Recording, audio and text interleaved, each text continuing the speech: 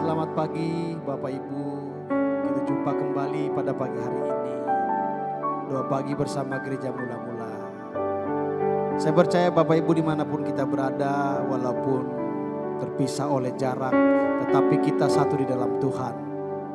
Dan pagi hari ini kita sama-sama bersekutu menaikkan segala ucapan syukur dan puji-pujian kita kepada Tuhan. Mari kita tundukkan kepala, kita berdoa. Bapa yang di surga, terima kasih. Pagi hari ini kami bangun dengan tubuh yang sehat. Karena kemurahan-Mu dan perlindungan-Mu atas hidup kami. Dan kami percaya Tuhan, Engkau tetap menyertai kami untuk kami bisa melewati hari demi hari. Dan hidup kami terus diperbaharui oleh Engkau ya Tuhan. Kebenaran firman-Mu hari ini mengajari kami, menasihati kami Tuhan. Kami menaikkan segala ucapan syukur puji-pujian kami kepada-Mu, kepada Allah yang hidup. Terima kasih Bapa, terima kasih. Hanya dalam satu nama Tuhan kami Yesus Kristus kami sudah berdoa. Haleluya. Amin. Kita angkat satu pujian Bapak Ibu. Mari kita cari wajah Tuhan. Sebab hanya dalam hadirat-Nya tempat yang indah buat kita. Jiwa kita teduh dalam naungan Tuhan.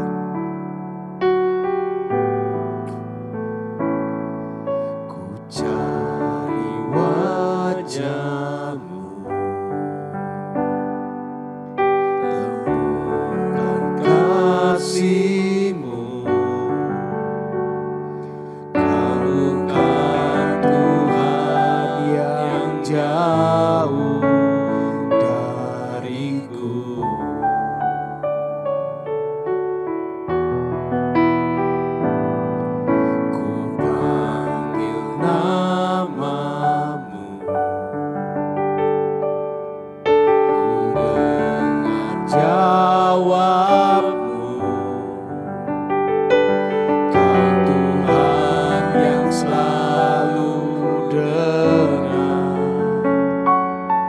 Seruan hatiku, sungguh indah Kau Tuhan, penuh kasih dan sayang. Kau tempat penghiburan bagi setiap hati yang terluka. Sungguh indah Kau Tuhan, menara perlindungan, sumber kekuatan bagi semua orang yang membutuhkan.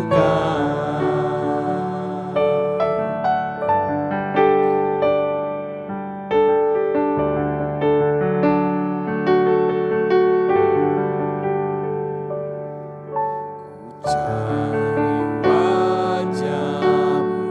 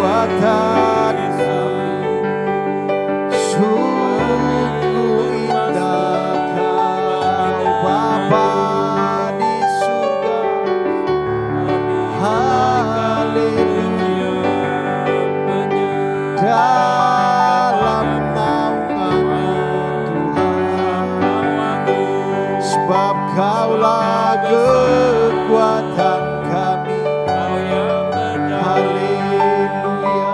atas semesta.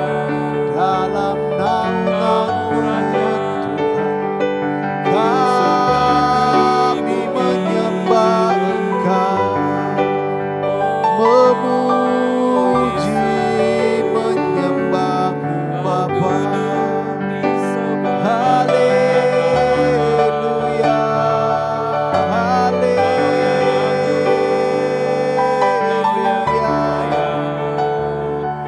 Terpujilah nama-Mu Tuhan selama-lamanya. Yang semua yang bernapas memuji menyembah Engkau Bapa di surga. Haleluya,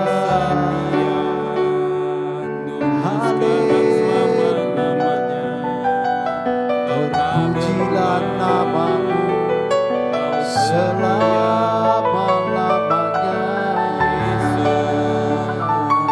Kau mengosongkan dirimu, Kau turun dari tahtamu, Terima kasih Kau Tuhan, menebus dosa kami, terima kasih Bapa yang Kau menang atas maut, Kau naik ke surga, Kau diri penolongku, Amin. penolong kami. Mari Terima kasih. Bapak Ibu kita terus berdiam diri di hadapan Tuhan. Kita merenungkan segala kebaikan-kebaikannya dalam hidup kita. Kita terus mengucap syukur atas segala kemurahannya, atas segala kebaikannya. Terima kasih Tuhan. Mari kita bawa segala doa-doa syafaat kita, membawa kehidupan kita di hadapannya, di hadapan Allah yang melindungi kita sampai hari. Haleluya Tuhan. Biar hadirat-Mu terus menaungi kami dimanapun kami berada Tuhan. Dan biar firman-Mu hari ini menjadi kekuatan dalam hidup kami, untuk kami bisa melewati hari demi hari Bapa.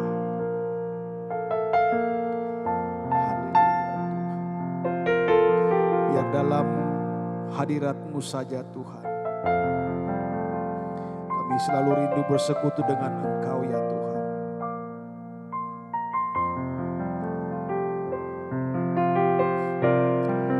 Ku ingin selalu bersekutu denganmu, menikmati hadirat-Mu. Biarkan Roh-Mu tinggal dalam hidupku.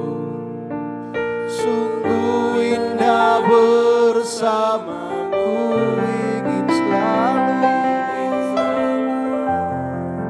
bersekutu denganmu, menikmati hadirat-Mu. Biarkan Roh-Mu tinggal dalam hidupku. Sungguh indah bersamamu selamanya. Kita naikkan pujian dari awal. Hanya dekat Allah saja, itu selalu kerinduan kita.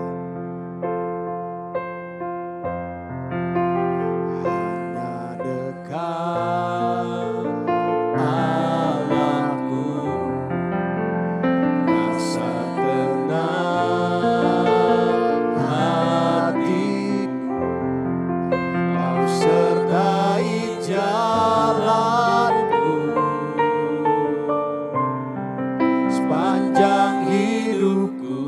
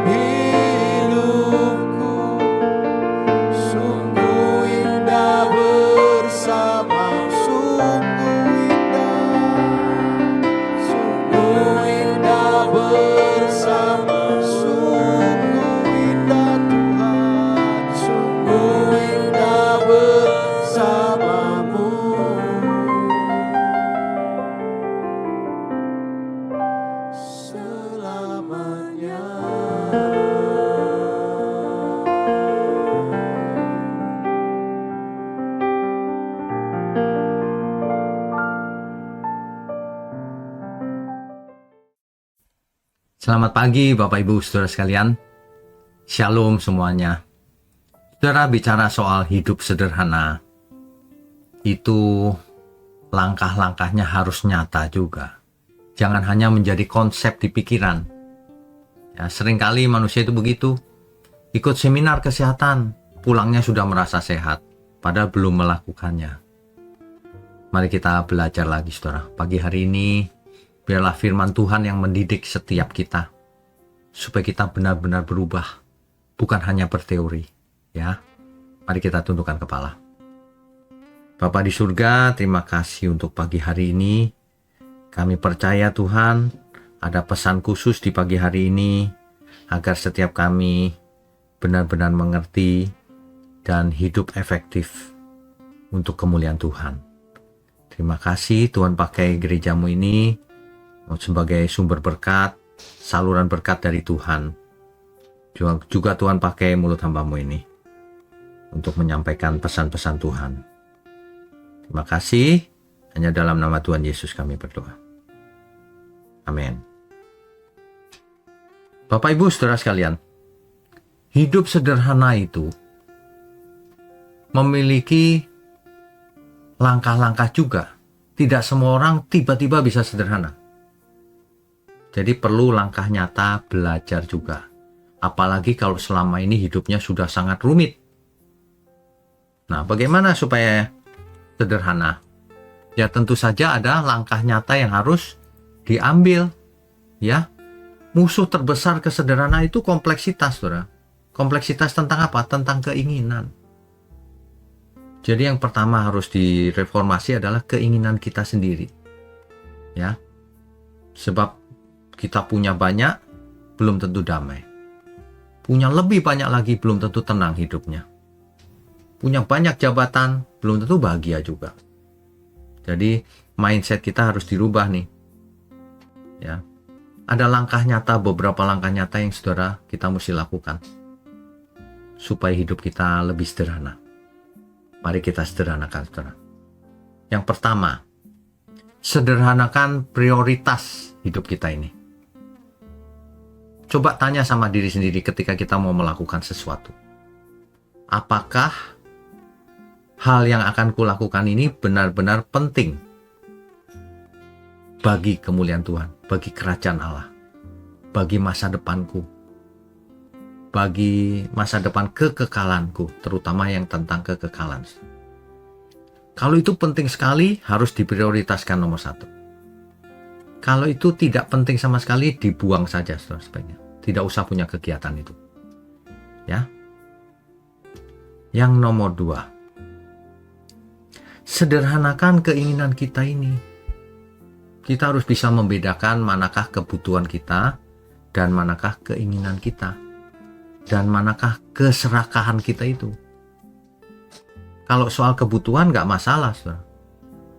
Tapi keinginan, apalagi keserakahan, itu berbahaya. Membuat hidup ini menjadi rumit dan akhirnya jatuh dalam berbagai dosa. Makanya sederhana saja, yang penting kebutuhan kita ada, cukup. Kebutuhan dasar. Sebab tidak semua barang yang bisa kita beli harus kita beli, saudara. Saudara mungkin bisa beli pesawat, tapi kan itu belum tentu perlu. Iya kan? Ingat, saudara bisa beli, tapi tidak harus saudara beli. Tidak semuanya harus saudara beli. Ya, sebab kalau apa saja ingin dibeli, bagaimana saudara mau jadi berkat? Yang jadi masalah itu ya, keinginan diri sendiri yang menggebu-gebu itu, sehingga ia tidak pernah menjadi berkat, menyalurkan berkat. Akhirnya pelit hitung-hitungan. Sama Tuhan berani hitung-hitungan. Ya. Yang ketiga, saudara, sederhanakanlah jadwal hidup kita. Jangan sampai seluruh waktu kita habis untuk mengejar dunia ini. Sediakan ruang dan waktu untuk berdoa ketemu Tuhan, untuk keluarga, untuk pelayanan, untuk persekutuan. Hiduplah, saudara, di dalam Tuhan. Jangan seperti orang mati, setiap hari kekunci, yang dipikirkan cuma pekerjaan dari pagi sampai malam, bisnisnya yang tidak kunjung selesai. Sediakan waktu untuk keluarga, untuk Tuhan. Jadilah berkat. Ya. Jangan punya jadwal hidup yang terlalu rumit. Sederhanakan. Yang keempat, sederhanakan kepemilikan kita. Pegang segala sesuatu yang kita miliki itu dengan siap untuk melepas. Jangan dipegangin terlalu kuat. Ya. Segala sesuatu yang di dunia ini fana. Jangan terlalu kuat pegangnya, saudara. Lepaskan. Sebab semua berasal dari Tuhan, milik Tuhan. Kita hanyalah manajernya, pengelolanya saja, bukan pemilik. Harta kita yang sesungguhnya ada di surga. Jadi kalau seseorang tidak bisa dipercaya dengan harta di dunia ini, ia tidak akan dipercayakan hartanya sendiri yang di surga. Banyak orang merasa di dunia ini adalah hartanya, ya sudah. Di surga bukan hartamu kalau begitu. Ini sederhana sih. Kalau orang mindsetnya sederhana, semua ini milik Tuhan. Begitu, simple. Nah, yang kelima, sederhanakan ego, saudara. Lagi-lagi tentang ego. Ego manusia itulah yang menentukan bagaimana ia hidup. Ingin terlihat hebat, ingin selalu menang. Akibatnya apa? Akibatnya gampang tersinggung, terlalu sensitif, overthinking, cemas. Bahkan akhirnya bisa jahat demi kepentingan atau keuntungan diri sendiri. Mengerikan kan, saudara? Mari kita belajar melakukan 5 poin ini. Maka hidup kita akan jauh lebih sederhana. Dan tentunya lebih bermakna, lebih damai, sejahtera, dan bisa lebih mendengar suara Tuhan tentunya. Ya. Jadi hidup ini tidak semuanya harus kita miliki, saudara. Bahkan tidak ada yang bisa dimiliki sebenarnya. Kalau saudara punya rumah hak milik, itu bukan hak milik, saudara. Secara hukum itu hak milik. Tetapi de facto-nya nanti saudara tinggal kan? Gak bisa dibawa. Setelah mati ditinggal semuanya. Itu bukan hak milik. Itu hak guna saja. Selama kita hidup. Nah, kalau kita pikirnya sederhana seperti ini, maka kita akan bisa hidup lebih merdeka, tidak terikat oleh apapun. Dan tentu saja kita punya waktu dan saat-saat kita bersama Tuhan. Banyak orang sudah terlalu sibuk di dunia ini, sehingga waktunya tidak ada. Untuk Tuhan hanya pada waktu mau makan, itu pun doanya buru-buru, ya nggak sampai 1 menit. Kan begitu. Minggu pun buru-buru, hanya 2 jam di gereja langsung lari ke tempat lain dan tidak memikirkan Tuhan sama sekali. Faktanya kan begitu, saudara. Manusia itu mencari penyakit, cari penyakit sendiri. Dengan memenuhi seluruh waktunya dengan keinginan-keinginan yang fana, yang tidak membawa kepada kekekalan. Inilah yang menyebabkan dunia ini banyak masalah. Baik di tingkat individu, di tingkat keluarga, atau di tingkat yang lebih besar. Ya. Mari kita belajar melakukan 5 langkah tadi, saudara. Mari saudara kita tundukkan kepala. Bapa di surga, terima kasih untuk hikmat di pagi hari ini. Kami semua diajar untuk menyederhanakan hidup ini, agar hidup kami menjadi efektif untuk Tuhan. Terima kasih Tuhan. Untuk gereja mula-mula GMM, mengucap syukur juga untuk semua program-program di GMM. Biarlah Tuhan sendiri yang memberkati setiap program dan gerejamu ini. Tuhan berkati, Tuhan pimpin, dan Tuhan lindungi. Terima kasih untuk seluruh jemaat Tuhan, khususnya tangan-tangan yang mendukung pekerjaanmu ini Tuhan. Tuhan berkati mereka, seluruh keluarganya. Terima kasih, hanya dalam nama Tuhan Yesus kami berdoa dan mengucap syukur. Amin.